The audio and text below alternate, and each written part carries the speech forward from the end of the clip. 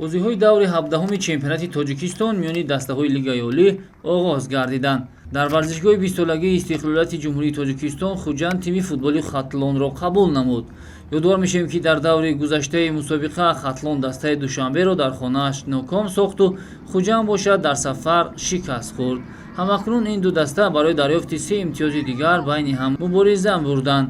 дар дақиқаҳои нахустини вохӯрӣ соҳибони майдон хати дарвозаи Хатлонро рахна сохтанд.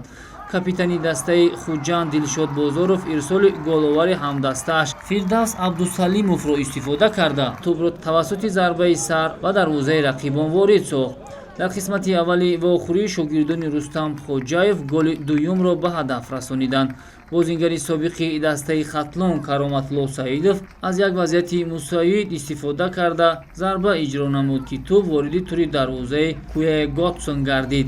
бо ду голи соҳибони майдон нимаи аввали нерӯсанҷӣ миёни дастаҳои футболи Хуҷанд ва Хатлон ба анҷом расид.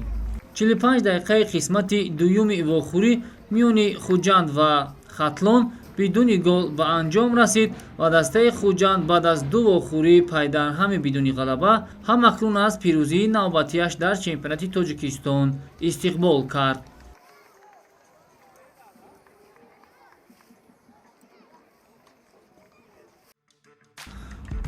ду бозии дигари даври 17-уми чемпионати Тоҷикистон миёни дастаҳои Лигаи Олӣ бо чунин натиҷа ба анҷом расиданд. дар бозии дастаҳои Файзкан ва Равшан натиҷаи мусовии 0-0 ба қайд гирифта шуд. дар дербии шаҳри Душанбе дастаи Истиқлол бо 5 голи беҷавоб клуби футболи Душанберо ноком сохт.